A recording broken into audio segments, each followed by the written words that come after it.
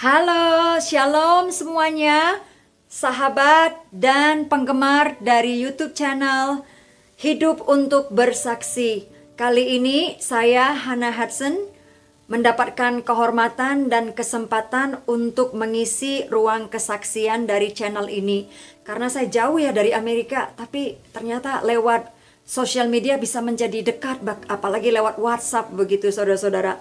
Oleh karena itu semoga teman-teman bisa sabar untuk dengar cerita saya, karena cerita saya, hidup saya ini boleh dikatakan tuh cerita panjang yang bisa dijadikan film saudara-saudara. Tapi saya akan mau persingkat aja saudara-saudara ya. Mungkin satu saat saya akan bikin ruang kesaksian yang panjang sekali saudara-saudara. Oke, baiklah. Saya ini dibesarkan dari keluarga Batak. Bapak saya dari Medan, Boru Purba, Horas, yang orang Batak. Dan juga mama kandung saya itu sebenarnya adalah dari keturunan Sunan Gunung Jati. Karena nenek saya berasal daripada keturunan Sunan Gunung Jati. Saudara tahu kan, Sunan Gunung Jati adalah salah satu nabi yang membawa Muslim ke Indonesia. Dan ternyata nenek saya mengatakan bahwa Sunan Gunung Jati itu adalah sebenarnya salah satu dari keturunan Muhammad. Oke, so nggak heran ya kalau keturunannya akhirnya menjadi Nabi Tuhan juga, Nabi Tuhan yang benar gitu ya. Ternyata ada titisan darah itu loh, darah kenabian itu loh saudara-saudara, praise God. Sekarang kita melayani Tuhan buat Yesus, amin. So saya itu bertobatnya itu pada waktu mungkin kelas 2 SMA, saudara, tahun 94. Nah, latar belakang keluarga saya ini, saya ketika bapak dan mama saya ketika saya berusia 2 tahun, 2,5 tahun, bapak saya punya adik sekitar 6 bulan, saya punya kakak sekitar 3,5 tahun, saya berusia 2,5 tahun. Bapak mengambil kita semua dari mama gitu ya, dibawa kabur sama bapak gitu. Nah, sejak saat itu saudara-saudara, hidup saya tidak pernah sama lagi. Saya dibesarkan oleh ibu yang kedua dari Simamora, Boru Bata ya, dari Medan. Nah, saya dibesarkan di keluarga yang sangat Batak, yang strength, dari gereja HKBP. Jadi waktu kecil gereja saya itu adalah di gereja HKBP. Nah, walaupun saya dari kecil dibesarkan oleh keluarga Kristen, saya tidak mengerti konsep tentang Tuhan.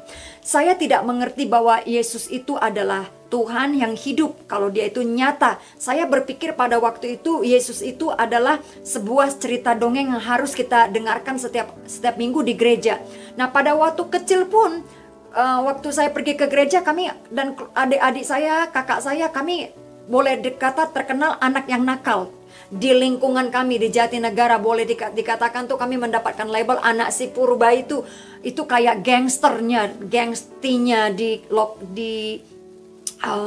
lingkungan saya, saudara-saudara. Kami memang nakal sekali pada waktu itu karena orang tua kami selalu sibuk bekerja, sehingga kami tinggal di rumah. Kami jarang mendapatkan pendidikan yang baik atau mendapatkan tentang parenting gitu ya, apa itu yang baik dan benar begitu. Jadi pada dasarnya kita bangun, pergi ke sekolah, bekerja, balik lagi pulang ke rumah, tidur. Jadi seperti itu aja saudara-saudara.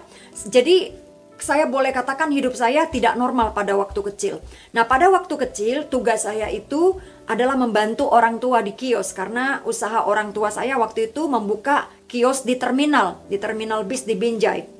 Nah, saya dibesarkan di lingkungan terminal itu karena tugas saya sebagai anak yang paling dipercaya dan dalam hal keuangan di kios, sehingga kakak saya di rumah, adik-adik semua di rumah, tapi saya yang di kios. Jadi saya boleh dikata menjadi tulang punggung untuk keluarga saya. Dari usia masih SD saya sudah berjualan di kios, saya sudah tahu bisa membaca surat kabar, saya sudah membaca novel, saya sudah membaca, ya pokoknya saya berkembang lebih matang daripada anak-anak seusia saya pada waktu itu saudara-saudara. Baik pola pikir saya. Tapi ada satu hal, karena saya dibesarkan oleh keluarga yang dari broken home, jadi bapak saya pada waktu itu boleh dikata belum menjadi bapak yang menjadi teladan, yang semestinya Tuhan mau, yang Tuhan kehendaki begitu. Jadi bapak jarang ada di rumah, suka main judi dan ya begitulah saudara-saudara. boleh saya katakan broken home. Dan juga mama saya, karena dia juga istri kedua, entah ya saudara tahu sendiri bagaimana rasanya menjadi istri kedua gitu kan. Dan juga belum kenal Tuhan, suami juga tidak bertanggung jawab, tidak mencukupkan. Saya dulu sering mendapatkan pendengaran saya bahwa orang tua saya itu, bapak saya itu tidak mencukupi kebutuhan keluarga kami atau mama saya. Jadi bapak mencari makan untuk dirinya saja, untuk keperluannya saja, untuk dijudikan dan sebagainya. Jadi kita hidup dalam keluarga yang boleh dikata ada waktunya kami naik, ada waktunya kami turun. Cuma waktu kecil saya tuh sering mendapatkan siksaan karena sebagai imbas daripada penderitaan daripada mama saya. Saya dibesarkan oleh mama tiri. Jadi mama itu sebagai perempuan yang harus memikul berapa orang anak ya? 5 orang anak begitu. Bebannya berat karena dia harus cari makan, dia harus mengurus anak-anak, dia harus pergi ke kios gitu ya. Dulu saya nggak ngerti sebagai anak-anak. Tapi sekarang sebagai orang tua yang punya anak 4, saya mengerti dan saya bersimpati dengan kekuatan yang Tuhan berikan kepada mama tiri saya dalam menghadapi rumah tangganya begitu ya. Nah, dulu kan kita waktu kecil naif, jadi kita nganggapnya ibu tiri itu jahat, ibu tiri itu kejam, tapi kita sendiri sebagai anak-anak nggak ngerti penderitaannya sebagai istri, atau penderitaan sebagai ibu tiri, atau penderitaan sebagai istri yang tidak ditanggung jawabin oleh suami, malah banting tulang sendiri gitu loh saudara-saudara. Nah, jadi kalau mama saya itu marahnya tuh luar biasa. Mereka pemarah, apalagi bapak saya, wah kalau marah orang Batak tahu sendiri kan meledak-ledak. Jadi kita tuh sebagai anak tumbuh dibesarkan dalam keluarga yang broken home, sering melihat orang tua berantem, sering mendengarkan orang tua berantem. Dan hal yang paling takut saya ngerikan dan takutkan sebagai anak kecil adalah ketika saya mendengar orang tua saya berteriak tengah-tengah malam, gedor-gedor pintu, berantem gitu loh saudara. Wah, itu memberikan saya suatu trauma yang luar biasa. Ketakutan mencekam gitu ya, dengar suara juga nggak suka gitu. Dan juga yang kedua yang membuat karakter saya, kepribadian saya hancur-hancuran begitu saudara-saudara, identitas saya sebagai anak hancur-hancuran, yaitu karena saya juga akhirnya mendapat sering siksaan. Jadi kita sering dipukul sama bapak, kita sering dipukul pakai tali pinggang waktu itu saudara-saudara. Dan juga saya sering dipukul, dijewer, dicubit, dibanting gitu ya. Jadi waktu kecil saya menjadi anak yang bertumbuh dengan tidak wajar. Saya menjadi anak yang depresi. Saya menjadi anak yang suicidal. Waktu saya masih SD saya tuh udah sering mau bunuh diri. Sampai SMP saya bahkan punya ide yang banyak sekali saudara-saudara, bagaimana caranya menghabisi nyawa saja saya. Dan saya itu memiliki ketakutan yang luar biasa kepada orang tua saya. Saking takutnya, jadi saya tunduk saja apa yang mereka bilang. Jadi kalau seandainya pada waktu itu mereka bilang, kamu terjun ke sumur, mungkin saya terjun saudara-saudara. Karena itu saya saking ketakutannya. Dan yang membuat pribadi saya hancur itu juga karena pada waktu orang tua saya marah, mama saya marah, dia selalu mengatakan, kamu itu buruk, wajah kamu tua, wajah kamu jelek, kamu bau, kamu jadi pelacur aja. Wah, kata-katanya pada waktu mengucapkan itu saudara, dalam keadaan marah, itu kan waktu didengar itu sangat mengintimidasi, sangat tidak enak. Dan saya sering sekali mendengarkan hari demi hari kata-kata seperti ini saudara. Sampai akhirnya itu yang saya terima. Saya menerima identitas yang palsu. Saya adalah anak yang buruk, anak yang jelek, anak yang miskin. Karena saya pikir saya ini adalah keluarga yang paling miskin. Padahal boleh dikata kami pada waktu itu tidak miskin-miskin sekali. Kami masih ada usaha, masih ada cari uang. Bapak pada waktu itu masih distribusi koran gitu ya. Tapi lama-lama ekonomi keluarga akhirnya makin turun. Nah, sekalipun dalam keadaan yang seperti itu, saya menjadi orang yang sangat pemalu, tidak pede saudara-saudara. Nah, ketidakpedean itu membunuh saya. Sampai saya tuh seringkali mau bunuh diri sampai tidak terhitung. Sangat kreatif saudara-saudara. Mungkin saya tidak perlu sebutkan di sini bagaimana cara saya ingin membunuh diri saya. sebab saya tidak ingin menginspirasi saudara-saudara. Nah, saudara-saudara, saya sampai nggak bisa menghitung berapa kali saya mau menghabisi nyawa saya. Di dalam pikiran saya ini adalah, saya adalah anak yang paling buruk, tidak punya masa depan, anak yang paling menderita. Hidup saya ini tidak ada masa depannya. Hidup saya ini bakal menderita seumur hidup. Saya tidak sanggup dengan penderitaan saya, saudara-saudara. Dan di keluarga Batak, kita tidak dibesarkan dengan keluarga yang normal. Jadi karena ibu sibuk cari uang, kita tidak ada yang namanya hubungan antara orang tua, duduk komunikasi dengan baik atau benar. Kita tidak mendapatkan pengajaran-pengajaran Alkitab atau didikan yang benar dari orang tua yang seyogianya gitu ya. Spend time, duduk bersama, makan bersama, dan cerita-cerita. Kita tidak ada yang seperti itu. Keluarga kita sangat strict. Bahkan saya nggak bisa menjawab pertanyaan orang tua saya dengan normal. Kalau bapak nanya saya, kamu yang bikin ya? Saya jawabnya bukan iya atau tidak, tapi kalau jawabannya enggak, saya bilangnya iya enggak. Bapak saya sering dengar kalau saya jawabnya gitu suka tersimpul senyum gitu ya, saking dia, walaupun dia marah gitu. Cuma karena jawaban saya kok kayaknya bego banget gitu ya jawabannya gitu loh. Tapi begitulah saudara, saya tidak punya kosakata yang baik. Saya tidak tahu bagaimana berkata-kata dengan normal. Saya tidak punya kepedean atau kepercayaan diri untuk berbicara apa adanya atau normal gitu ya. Karena yang saya hidup di terminal, karena tugas saya membantu orang tua di terminal, jadi hidup saya itu kata-kata yang masuk adalah kata-kata kutuk. Saya mendengarkan apa kata preman-preman di sekitar saya gitu loh. Itulah yang saya dengar, kata kutuk, kata amarah, atau kata-kata kotor, atau kata-kata yang negatif. Jadi itu yang masuk. Kita sebagai anak ini kalau seperti kertas putih.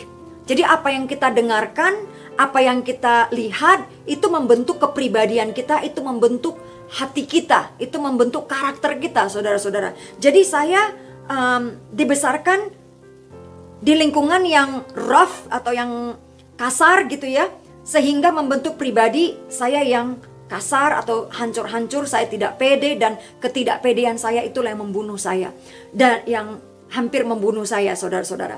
Kalau saya ngeliat teman nih, dari waktu saya masih ingat waktu SMP, ketemu teman nih lagi jalan kaki di depan gitu ya, dari jauh saya udah ngeliat, oh itu si Anu gitu loh. Saya udah sembunyi di balik pohon, saya sembunyi di balik kios. Saya nggak mau berpapasan dan ngeliat orang. Saya nggak bisa ngeliat mata orang, saudara-saudara. Saya nggak bisa ngomong sama orang dengan tatap pandang mata gitu ya. Dan juga pada waktu kecil karena ada preman-preman ya, sering kadang-kadang menghadapi orang-orang yang tidak berbuat senonoh begitu, saudara-saudara. Nah, setelah itu doa saya pada waktu itu, saya pernah punya keinginan saking saya nakalnya, suka berantem. Jadi saudara, maunya itu berantem, mukulin tetangga atau mencuri rambutannya, mangganya, pokoknya kita liar banget deh, saudara-saudara. Karena kita, orang tua kita sibuk, kita di rumah, kita menjadi anak-anak yang tumbuh liar tanpa perhatian, pengajaran, atau kasih sayang orang tua. Waktu itu saya nggak ngerti apa yang namanya kasih. Saya nggak ngerti apa yang namanya kasih orang tua, atau kasih bapak, atau kasih anak. Saya nggak ngerti kata-kata kasih itu, saudara-saudara. Kasih itu vakum dalam hidup saya. Kasih tidak pernah saya dengarkan, saudara-saudara. Nah, pada waktu itu saya ingin mencari jalan hidup saya, yaitu satu-satunya saya pikir untuk menyelamatkan saya adalah saya keluar dari orang tua saya. Kerjaan saya pada waktu itu pokoknya mau kabur. Saya pernah kabur dari rumah 1 hari, saudara-saudara. Saya pernah mau menyerahkan diri karena udah perjalanan jauh, saya nggak tahu mau pulang kemana. Karena pada waktu itu saya mengikuti kereta api, jadi saya jalan dari rel kereta api.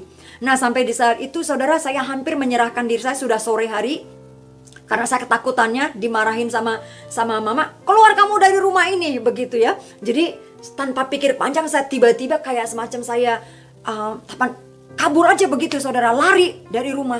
Saya jalan pakai kereta api. Untungnya nggak ada kereta api yang lewat, saudara-saudara, dan di bawahnya sungai. Aduh, Tuhan tuh luar biasa. Walaupun kita dalam keadaan tersesat seperti itu, Tuhan itu selalu ada menjaga kita. Saya itu benar-benar merasakan itu, saudara-saudara. Walaupun saya nggak ngerti tentang Tuhan. Nah, pada waktu itu saya masih ingat, saya lebih baik menyerahkan diri saya untuk diangkat menjadi anak, atau menjadi babu, atau menjadi pembantu di rumah orang daripada pulang ke rumah, gitu ya, saudara-saudara. Nah, cuma saya tiba-tiba saya ingat, sebelum saya ngetok pintu rumah orang, saya ingat karena mama dulu bilang, kamu tuh jadi pelacur aja, kamu cocoknya jadi pelacur suatu saat jadi besar, kalau kamu besar, dan macam-macam. Kalau dia mama saya marah suka bilangnya begitu, saudara-saudara. Nah, karena itu tiba-tiba kata-kata itulah yang saya ingat. Wah, kata mama saya ini akan jadi pelacur. Saya kan nggak mengerti kadar daripada kata-kata itu sebesar apa impactnya negatifnya, saudara-saudara. Saya pikir yang namanya pelacur itu adalah satu pekerjaan yang biasa, yang layak gitu loh. Menjualkan diri sama orang, saya pikir itu salah satu okupasi gitu ya, pekerjaan gitu loh yang resmi. Nah, cuma entah kenapa saya nggak suka pekerjaan itu, begitu. Saya masih ingat, wah, mama bilang saya akan jadi pelacur. Wah, kalau saya menyerahkan diri sama orang ini untuk angkut jadi anak, jangan-jangan nanti kejadian itu bisa terjadi. Saya nggak mau jadi pelacur, begitu. Saya nggak mau kerjaan saya jadi menjual diri sama orang. Akhirnya saya mengurungkan diri untuk menyerahkan diri saya ke penghuni rumah tersebut. Saya hampir ketuk pintu mereka loh, saudara-saudara. Nah, akhirnya seperti ada yang menggerakkan saya harus balik ke rumah. Akhirnya saudara-saudara, saya balik lagi ke rumah, saya jalan lagi belasan kilometer, saudara-saudara, jalan kaki. Nah, saudara-saudara, setelah itu singkat cerita, akhirnya saya pernah berdoa, gimana ya rasanya orang baik? Gimana sih rasanya jadi orang baik? Jadi saya cita-cita saya itu dulu, saudara, kayak ada tersirat atau desire di dalam hati saya sebagai anak kecil yang nakal, yang bandel. Kalau Tuhan itu menyambar saya dengan petir, saya mungkin langsung masuk neraka, saudara-saudara. Nah, puji nama Tuhan, Dia mengasihi kita dalam keadaan kita masih berdosa, saudara-saudara, dan memilih kita. Amin. Nah, saudara-saudara, perasaan ingin menjadi baik itu ada di dalam hati saya. Gimana rasanya kau bantu orang, terus kalau ada orang tua menyeberang, saya bantu gitu ya. Terus ada memberi orang bantuan. Malahan itu saya dulu berangan-angan, mengangan-angankan untuk jadi orang baik, saudara. Gimana cara jadinya orang baik? Karena saya pikir nggak mungkin saya bisa jadi orang baik seperti itu, dan tidak mungkin saya bisa melakukan hal-hal yang baik seperti itu. Karena yang ada di dalam pikiran saya ini, saya jelek, saya buruk, otak saya kotor, dan pokoknya semua yang jelek, identitas palsu saya terima di dalam pikiran saya. Sampai suatu hari akhirnya saya pernah pengen gitu, saya pengen keluar dari rumah. Satu-satunya untuk cara saya untuk bisa hidup merdeka adalah keluar dari rumah. Nah, suatu saat tante saya mengajak saya untuk tinggal bersama dia di Jakarta. Nah, sejak saat itu keluarga saya dari Binjai, kota rambutan, saudara-saudara. Nah, saya dibesarkan di Binjai. Akhirnya tante saya bilang sama orang tua saya, biar saya bawa si Sondang. Pada waktu itu nama saya Sondang, saudara-saudara. Biar saya bawa si Sondang ke Jakarta, mumpung anak saya masih kecil, Kak. Akhirnya saudara-saudara, puji Tuhan, saya dibawa keluar, saudara, dibawa ke Jakarta, tinggal bersama tante saya. Nah, sampai tinggal di rumah tante saya, kemerdekaan dari depresi itu berkurang, saudara-saudara. Masuk ke dalam penderitaan yang lainnya. Jadi dari kandang singa masuk ke kandang harimau. Ya, ada itu pepatah yang mengatakan kejamnya ibu tiri lebih kejam ibu kota. Jadi saya akhirnya sekarang mendapatkan penderitaan kejamnya ibu kota, saudara-saudara. Nah, pada waktu saya tinggal di rumah tante saya mulai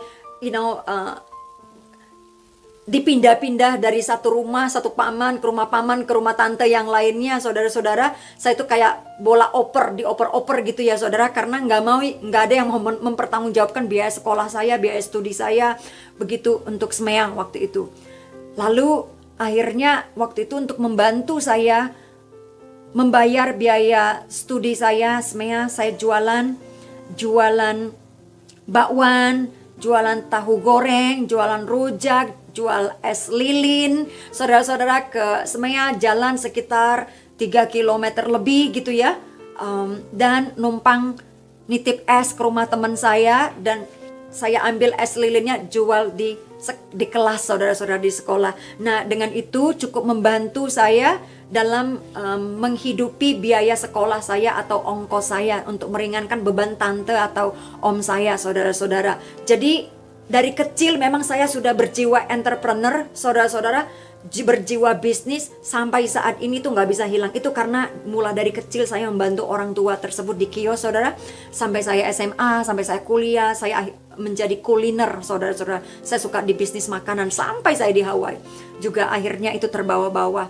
Nah, saudara-saudara, saya mau katakan bahwa apapun yang kita lakukan pada waktu kecil, semuanya itu tidak akan sia-sia. Semuanya itu ada dari rencana Tuhan. Karena masa kecil kita pun direncanakan oleh Tuhan. Dan Tuhan ada di sana. Nah, saudara-saudara, pada waktu saya juga tinggal di rumah paman, saya ingat kayak apa namanya ya, karena saya nggak punya orang tua, jadi saya lebih mengandalkan Tuhan. Nah, awal-awalnya saya mengenal Tuhan tuh dari teman saya di SMEA. Nah, itu ada kebaktian yang selalu diadakan tiap hari Jumat. Saya punya teman 3 orang sebenarnya, Rahayu Ningsi dan Vice Kairupan dan Lingling, orang Cina, orang Manado, sama orang Jawa. Ini saudara-saudara, ini mereka orang Kristen.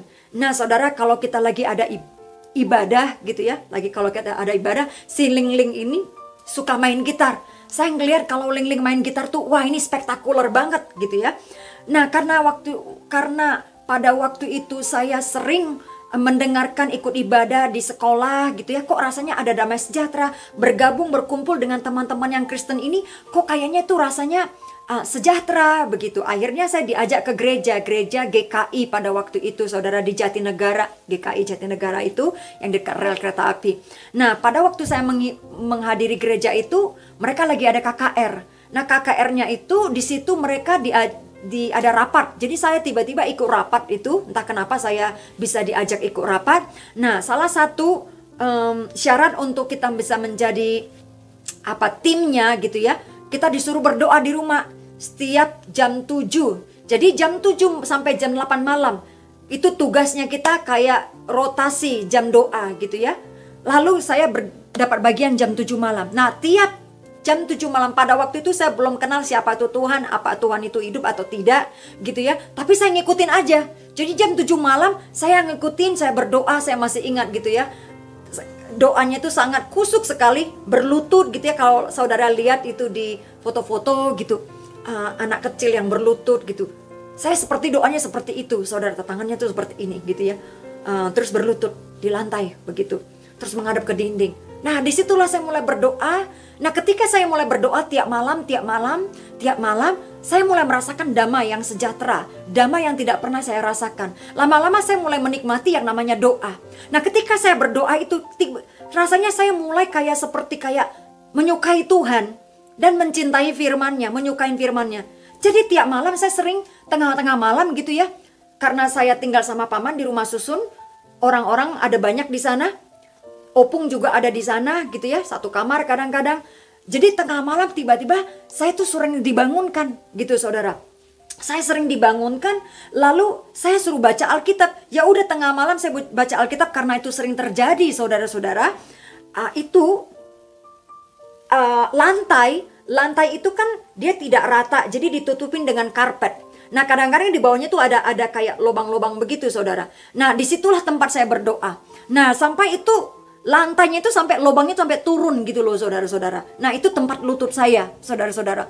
Jadi lututlah yang membuat saya menemukan Tuhan gitu loh. Bukan karena kepiawaian seseorang memberitakan Injil. Ya, teman-teman mengatakan itu ada tentang kepenuhan Roh Kudus. Waktu itu teman saya si Rahayu bilang itu tentang Roh Kudus. Roh Kudus itu bisa hinggap ke kita. Buat saya itu Roh Kudus hinggap di dalam tubuh kita yang berdosa ini suatu yang gak masuk akal.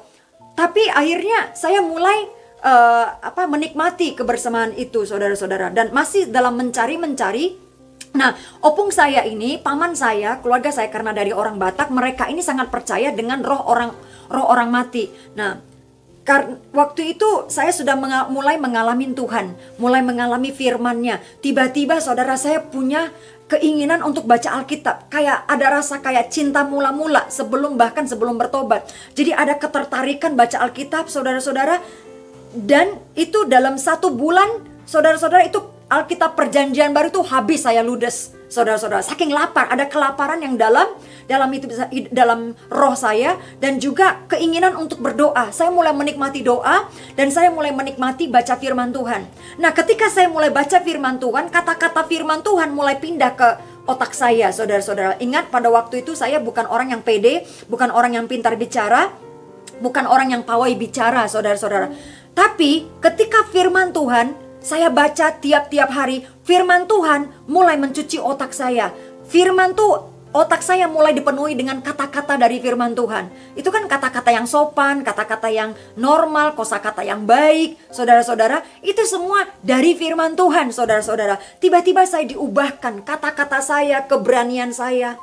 Sampai suatu hari teman saya mengatakan bahwa Roh Kudus itu bisa menginggap di gerejanya, gereja GPDI. Pada waktu itu dia katakan tiap-tiap minggu itu ada orang kepenuhan Roh Kudus, bahasa roh, dia bilang begitu.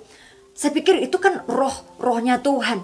Kalau ada roh Tuhan hinggap di dalam tubuh kita, wah berarti kita kudus banget ya, hebat banget gitu. Bagi saya itu satu hal yang gak masuk akal tapi spektakuler, tapi wow faktor, karena gak bisa dimengerti dengan otak saya. Tapi saya melihat Tuhan itu kan sungguh Tuhan, sungguh besar dan ajaib, sampai dia bisa menjamah tubuh kita, itu luar biasa sekali gitu kan.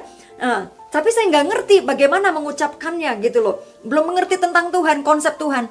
Sampai suatu hari saya mulai merasakan mujizat-mujizat Tuhan, kebaikan-kebaikan Tuhan. Saya dapat beasiswa, saya dapat pertolongan, saya dapat teman-teman. Damai sejahtera itu mulai muncul dan timbul, dan kekuatan rohani mulai muncul dari dalam diri saya, dari suicidal, suka depresi atau bunuh diri, atau suka melakukan pikiran yang jahat. Akhirnya lama-lama pikiran saya mulai pelan-pelan mulai diubahkan, saudara-saudara. Niat saya, keinginan saya, cara saya mulai diubahkan. Nah, saudara-saudara, saya mulai bergaul karib dengan Roh Kudus. Suatu hari saya lagi berdoa, saudara-saudara. Saya lagi belajar. Pas saya lagi belajar, tiba-tiba saya cegugan. Gitu kan? Nah, pada waktu cegugan itu, saya bilang sama Tuhan, di dalam hati saya loh. Saya bilang begini, saya ngetes Tuhan. Tapi saya menantang Tuhan, tapi menantang dalam arti positif. Saya pengen tahu Tuhan itu ada apa enggak. Jadi saya bilang gini, Tuhan, kalau memang Engkau ada, dan kalau memang Engkau nyata, bahwa Engkau itu memang masih bisa menyembuhkan, Engkau itu hidup dan Engkau ada, sembuhkanlah cegugan saya saat ini juga. Kalau cegugan saya sembuh saat ini juga, saya akan mengikut Engkau, saya akan menyembah Engkau. Nah, saudara-saudara, pada saat itu juga, saudara-saudara, cegugan saya berhenti. Saat itu juga, wah, saya tercengang-cengang, saudara-saudara. Saya pikir, wah ternyata Tuhan itu benar. Jangan-jangan Tuhan itu benar gitu. Nah, sejak saat itu saya mulai serius cari Tuhan. Saya mulai baca firman Tuhan dengan serius, tambah serius lagi, tambah senang lagi. Akhirnya saudara-saudara, sampai suatu hari ternyata karena saya mulai membaca firman Tuhan lebih sering, berdoa lebih sering. Sampai suatu hari saya baca buku namanya Mengalahkan Kuasa Gelap. Nah, di dalam Mengalahkan Kuasa Gelap itu dikatakan bahwa roh orang mati sudah tidak bisa datang lagi dan menjelma dan berbicara kepada orang hidup. Buku itu menelanjangi budaya Batak yang mengakui bahwa opung-opung nenek moyang kita masih bisa datang dan memenuhi tubuh keluarga kita. Nah, tulang saya sering katanya kedatangan roh daripada opung doli, kakek saya begitu ya, dari mama tiri gitu loh. Jadi mereka suka memberikan persembahan. Nah, opung boru saya itu sangat kuat sekali di dalam menyembah-nyembah atau memberikan persembahan kepada orang-orang mati, yaitu kakek saya begitu ya. Suka diberikan persembahan di kamarnya gitu. Nah, pada waktu itu buku itu mengatakan kalau ada orang yang mengatakan bahwa dia kerasukan daripada opung atau nenek moyang, itu bukan daripada roh daripada nenek moyang, tapi itu adalah iblis yang pura-pura menjadi roh nenek moyang. Karena Tuhan berkata orang yang sudah mati tidak punya urusan lagi dengan orang hidup. Tapi iblis bisa menipu dan menjelma jadi orang yang pernah hidup. Bahkan mereka tahu dosa-dosa yang mereka lakukan, cara hidup mereka di masa lalu, rahasia mereka masa lalu. Iblis itu tahu dan dia bisa membodohin keluarga kita bahwa itu pura-pura dia gitu. Jadi sehingga kita percaya gitu. Nah, saya dipersiapkan Tuhan. Saya mulai peka mendengarkan Tuhan. Disitulah saya mulai peka-peka dengar suara Tuhan. Saya belum lahir baru pada waktu itu, belum mengerti arti lahir baru dan sebagainya, dibaptis belum, begitu. Tapi suatu hari Tuhan bilang, saya merasa di dalam rumah saya itu, di rumah tante, akan ada suatu kejadian yang spektakuler gitu loh. Pagi-paginya saya sudah merasakan. Jadi Tuhan sudah bilang, akan ada sesuatu terjadi di dalam rumah tulangmu, begitu ya. Nah, pada waktu malamnya, ada tulang saya, paman saya, ada 1, 2, 3 paman, saudara-saudara ada di rumah pada malam hari itu. Dan ada opung boru saya, nenek saya. Dan ada saya, dan tulang Adam, tulang polisi, tulang pencet. Ya, ada 3 orang tulang. Ya, terus ada opung, ada saya, ada nantulang, bibi saya, saudara-saudara. Nah, mereka lagi makan di lantai. Paman saya yang lain lagi duduk seperti ini. Paman saya lagi di lantai, duduk di lantai ya sambil makan. Opung ada di sebelah kirinya, istrinya ada di sebelah kiri opung. Terus paman saya yang lain ada duduk di dekat TV. Tiba-tiba saya lagi ada di kamar. Lagi di kamar, Roh Kudus berbicara, "Hana, kamu berdiri di samping tulangmu itu, di samping pamanmu, karena dia sebentar lagi akan kesurupan." Saya kayak apa ya, boleh dikata dia kayak dimasukin roh Tuhan gitu ya. Saya ingat aja, saya kayaknya tahu aja, nggak ngerti bagaimana saya bisa tahu, tapi saya memiliki semacam kesensitifan dengan suara Roh Kudus begitu. Jadi saya duduk, saya berdiri di samping tulang ini. Nah, ini posisinya seperti saya nih, lalu saya ada di sini. Sementara dia lagi ngeliatin, itu lagi makan, tiba-tiba paman saya yang polisi, yang gemuk, bilang, yang sedang makan, yang lagi duduk di lantai, bilang, "Oh bapak, oh bapak, oh bapak." Dia bilang udah ke arah saya, ke arah paman ini, yang satu yang lagi duduk seperti saya begini. Terus paman saya yang lagi duduk ini di kursi, tiba-tiba udah jegang, udah kaku gitu ya, matanya sudah kayak begini. Dia sudah mau ngomong begitu. Biasalah untuk memberkati, biasanya begitu kalau lagi kerasukan sama opung, salah satu paman ini, mereka si roh itu pasti kayak memberkati, "Hai anak-anakku, kalian semua begini bicara." Jadi mereka dengerin begitu, saudara-saudara. Nah, tangan saya tuh, jadi karena Roh Kudus sudah bilang nanti kamu ketika dia kerasukan, kamu tumpangkan tanganmu.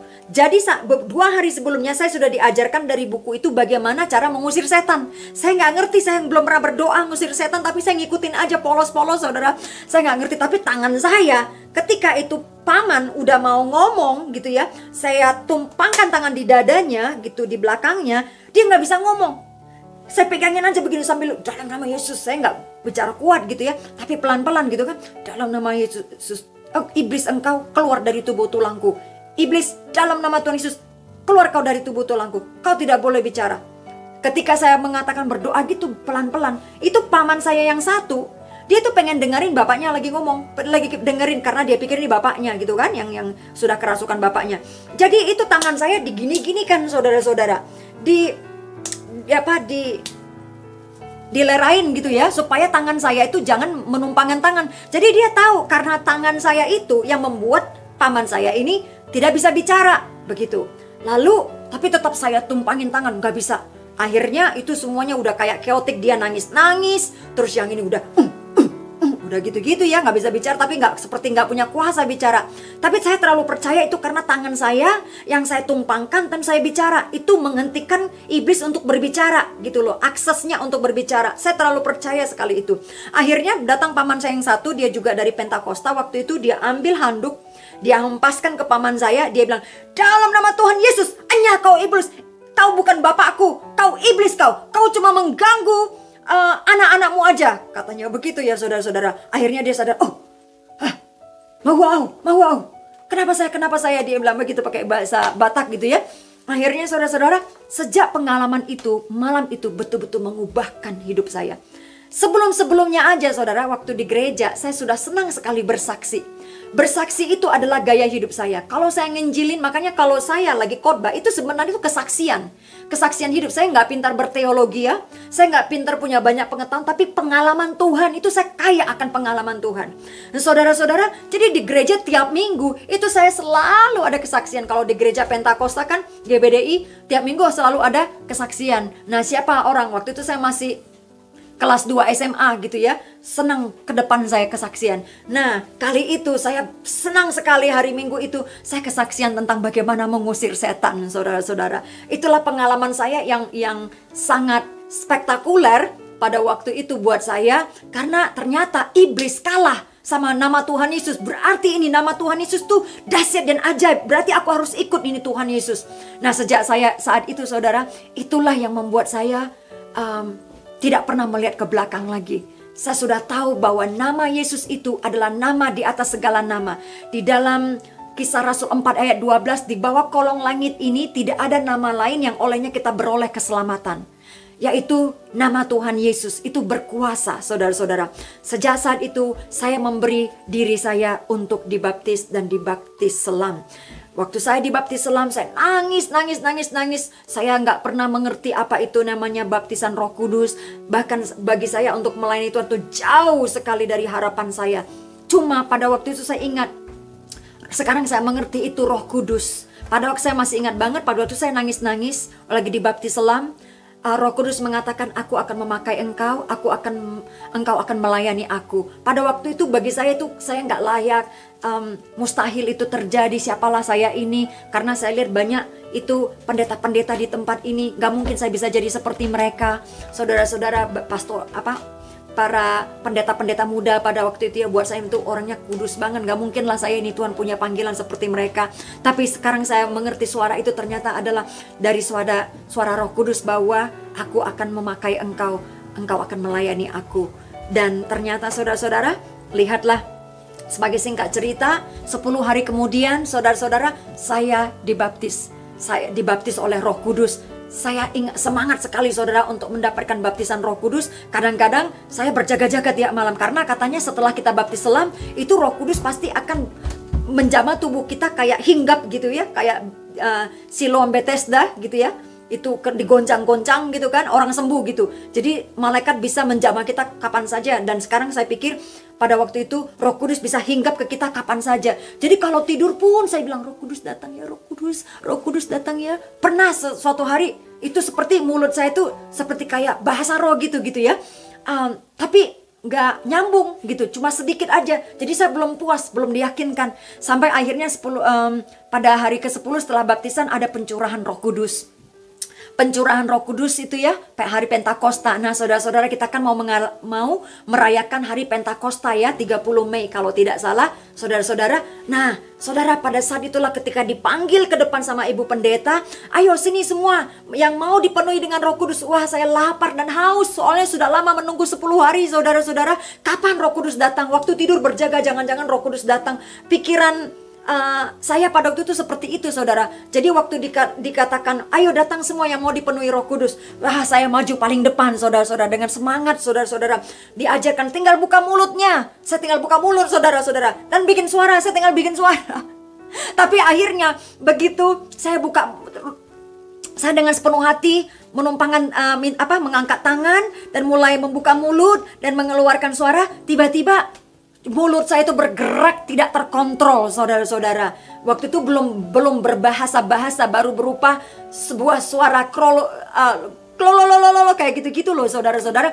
Tapi itu nyata sekali jamahan Roh Kudus dalam hidup saya.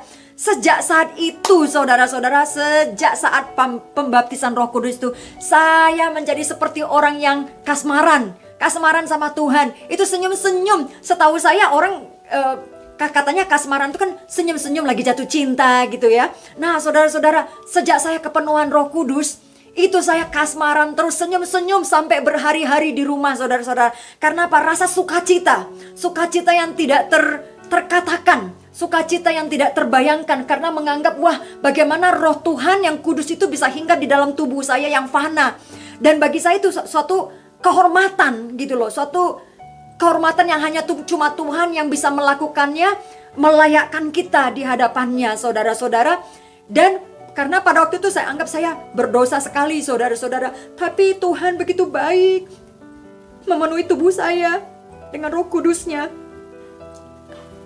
Setelah itu, saudara-saudara, akhirnya saya mengalami cinta mula-mula sama Tuhan. Pokoknya hidup saya tiba-tiba berubah. Pola pikir saya suicidal saya terbuang, kata-kata berubah. Orang sampai bilang, saudara saya sampai bilang, kamu tuh jadi orang Kristen ya sekarang. Memangnya kan saya dulu orang Kristen. Tapi sejak itu saudara-saudara, semua kata-kata yang keluar dari mulut saya kata-kata berkat. Semua kata-kata yang firman Tuhan yang sejati menjadi kata-kata yang bermakna, bukan lagi kosong atau bukan lagi hampa. Itu semuanya karena Tuhan, saudara-saudara. Hidup saya itu diubahkan, saudara. Hanya Tuhan dan Roh Kuduslah yang mampu mengubahkan pikiran kita yang berdosa. Hanya Roh Kudus dan kuasanya yang mampu mengubahkan hati kita, karakter kita, kepribadian kita yang rusak total dan dipulihkannya, yang retak, hancur seperti tanah liat yang dihancurkan Tuhan dan akhirnya dibuat kembali menjadi baru. Itulah kuasa daripada lahir baru, saudara-saudara. Jadi saudara-saudara yang bergumul dengan dosa, yang merasa tidak mampu melakukan kebaikan, yang merasa tidak mampu bagaimana hidup benar, itu berarti saudara-saudara, Roh Kudus belum memenuhimu dengan sepenuhnya, dan engkau belum merindukan Tuhan dengan segenap hatimu, dan engkau belum mau mencari Tuhan dengan sungguh-sungguh. Karena kalau engkau mau mencari Tuhan dengan sungguh-sungguh, tidak ada yang mustahil. Dan kalau kamu memberikan hidupmu dengan sungguh-sungguh untuk diubahkan Tuhan, tidak ada yang mustahil. Sebab hanya Tuhanlah, Roh Kudusnya lah yang bisa mengubahkan kita. Seorang pendosa menjadi orang benar. Orang yang suka bunuh diri menjadi orang yang pemberi hidup. Saudara-saudara, sejak pasca video saya yang jadi viral, orang banyak menelepon saya dari berbagai dunia. Orang Indonesia begitu ya. Terus mereka telepon saya. Mereka bilang, "Ibu, saya dengar khotbahmu." Ya, saudara. Mereka nangis, saudara. Mereka nangis, dibilang, "Saya nangis-nangis dengar khotbah ibu. Saya bertobat. Saya benar-benar ngalamin Tuhan. Saya benar-benar mau hidup sungguh-sungguh dan mau bertobat dengan Tuhan." Saya banyak mendengarkan kata-kata seperti ini, saudara-saudara. Bahkan ada yang juga lewat message, dia bilang, "Ibu, saya sudah mendengarkan khotbahmu. Begitu saya dengar khotbahmu, saya nangis-nangis." Dia katakan, dan saya langsung bertobat dari dosa-dosa saya saat itu juga, Bu. Waktu saya dengar ini, saudara, saya berkata, "Tuhan, siapakah aku ini, Tuhan?" Saudara, ketika saudara mendengarkan kata-kata itu dari orang, rasanya hidup ini tidak ada yang lebih indah ketika engkau mendengarkan dari seseorang mengatakan, "Ketika saya mendengarkan khotbahmu, saya langsung bertobat, saya berubah." Saya bilang, duit ini tidak penting. Saya tidak peduli seberapa banyaknya uang yang saya dapat. Saya nggak peduli berapa banyaknya legasi yang kita tinggalkan dalam dunia ini. Tapi saudara, kalau ada orang yang datang kepada diri kita mengatakan, "Engkau telah mengubah hidup saya," saudara-saudara, inilah arti hidup kita. Dan saudara, ingat waktu kecil saya bilang, "Tuhan, saya mau jadi orang baik. Gimana caranya jadi orang baik?" Itulah kerinduan saya. Ternyata itu suara Roh Kudus yang mengatakan, "Engkau akan mengubahkan orang lain dan aku akan mengubahkan engkau. Engkau akan melayani aku." Dan saudara-saudara, inilah kesaksian saya, saudara-saudara. Banyak sekali cerita yang ingin saya ceritakan bagaimana perjalanan saya dengan Tuhan. Tapi lain kali ya saudara. Tapi inilah kiranya kesaksian ini boleh menjadi kekuatan buat saudara. Doa saya supaya saudara tidak putus asa. Sekalipun saat ini engkau merasa jalanmu gelap, kau tidak menemukan Tuhan, Tuhan akan menemukanmu. Selagi engkau menyerahkan hidupmu kepada Tuhan. Kalau engkau domba yang hilang, Tuhan tahu bagaimana cara menemukanmu di jalan tersesatmu. Hanya saja berserulah kepada Tuhan, maka Ia akan menemukan engkau. Dia akan mencari engkau, Dia akan mengangkat engkau, dan Tuhan akan memakai engkau menjadi alat bejananya yang mulia. Bejana yang mulia, bejana yang emas. Bejana emas, saudara, bukan yang terbuat dari perak atau tanah, tapi bejana yang mulia, bejana yang terbuat dari emas yang dibakar di pelaburan api penderitaan. Itulah hidup saya, saudara-saudara. Dan saya bersyukur, saudara-saudara, oleh kesaksian ini. Kiranya boleh menjadi berkat. Terima kasih, Tuhan memberkati. God bless you.